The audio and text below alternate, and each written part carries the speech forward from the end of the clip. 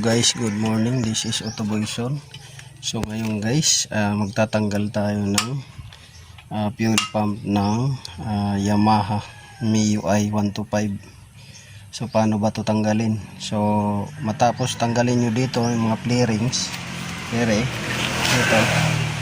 Tapos mayroon dito 4 na bolt, 1, 2, 3, 4. So tanggalin lang ninyo dito, tsaka dito. Yan.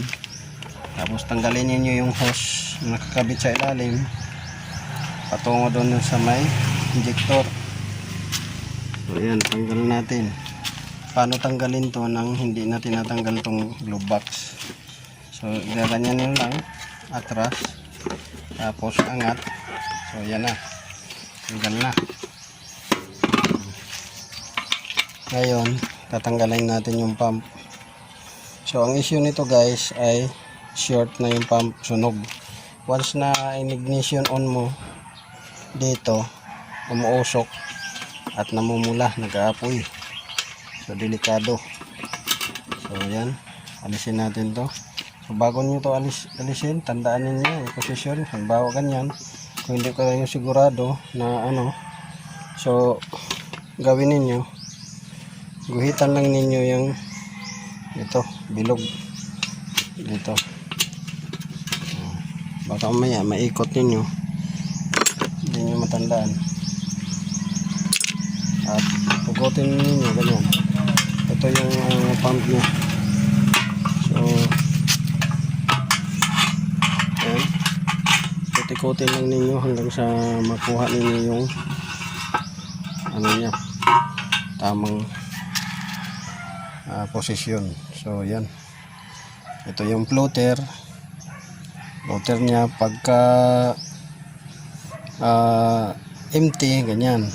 Pagka full tank, aakyat yan, ganyan. So ito siya, ang floater nito ay pabaliktad. Kung sa normal, pagka full tank dito, pagka empty dito. So ito baliktad siya, ang full tank dito, ang empty dito, dahil nakataob siya ganyan, no? So ito yung sending unit niya. So pag nakataob siya ganyan, so pag taob empty, pagka full tank aakyat yan, ganyan. Sa mga normal na pump, di ba nakaganyan? Yung iba sa ibabaw ng tangke, ito sa ilalim ng tangke, ganyan. So ito yung problema niya, nagsi-short na itong ito IC niya, so short na. Oras na ignition on ninyo, ayan nalusaw na, umuusok na yan, umuusok. So ito yung tatry natin hanapin kung may mahanap tayo pampalit, kasi ito wala, connector lang naman to, supply dito sa sending unit. So negative, positive, nandito yan. So ito yung sa sending unit. Ang sa motor ito umikot, nandito yung motor. So yan yung natin, pabaklasin. So papakita ko mamaya sa inyo kung paano i-test din yung motor. So yun guys, abangan nyo. God bless you all. So paano guys i-test itong IC kung short na, at paano i-test natin din yung itong motor kung short na. So ito guys, papakita ko sa inyo. Dapat ang reading lang ng resistance niyan sa IC ay 2 ohms. Pagka 3 ohms up, sunog na yan. So yan, kita ninyo 3.3, tumataas pa. So sunog na yan siya. Baliktarin natin, binaliktad, taas. So 2 ohms lang dapat. So meaning itong IC na to ay short circuit na. Ito sunog. So paano natin malalaman kung ang pagkasunog ng IC na to, connector, ay hanggang dito sa motor?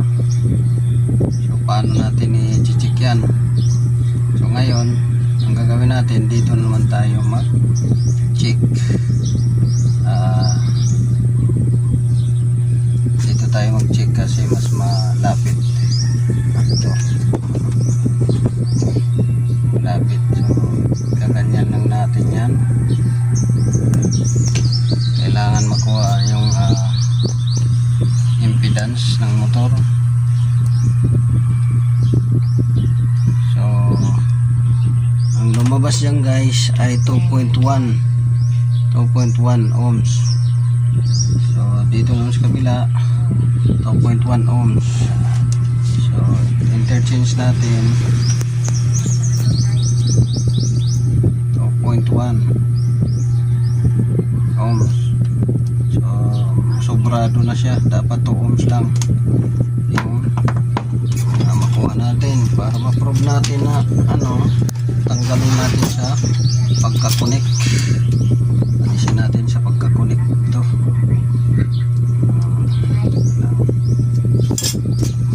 Kuha tayo ng panungkit maliit.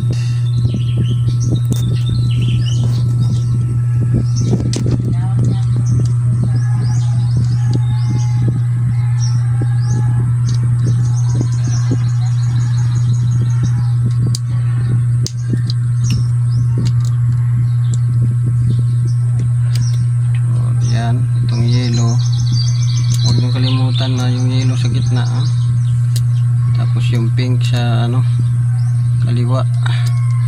So yellow gitna, pink kaliwa. Tatanggalin lang natin tong connector para confirm natin talaga. Kasi mag-iiba ang reading yan pagka nakakabit din yan. So alisin natin.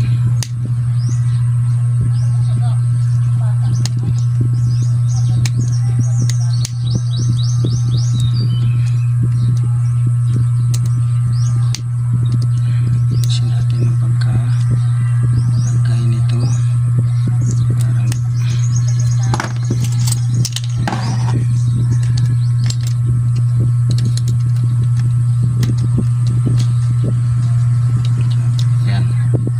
tandaan ninyo white, yellow, pink.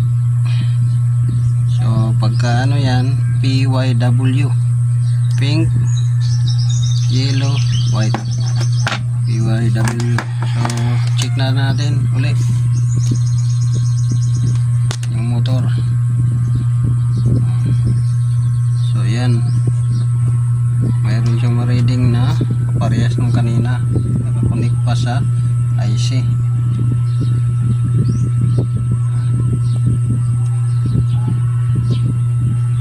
So 0.1 tapos dito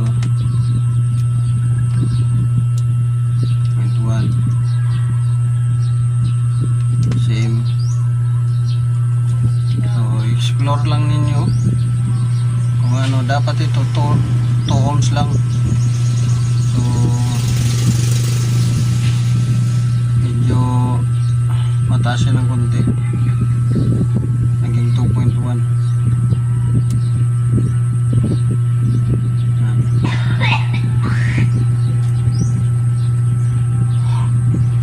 Ayun, itong motor na to, kung justify mo nito ang condition, pag-isolate natin, okay siya dahil malamig ang motor. Once na may kuryente, iinit to siya. Pagka uminit, magbabago yung impedance ng winding niya. So para sigurado tayo na hindi to umusok at masunog yung tangke, papalitan na natin to. Siya, papalitan natin to. So yun lang guys, sana nakakuha kayo ng konting kalaman. Update ko kayo pagka napalitan natin to.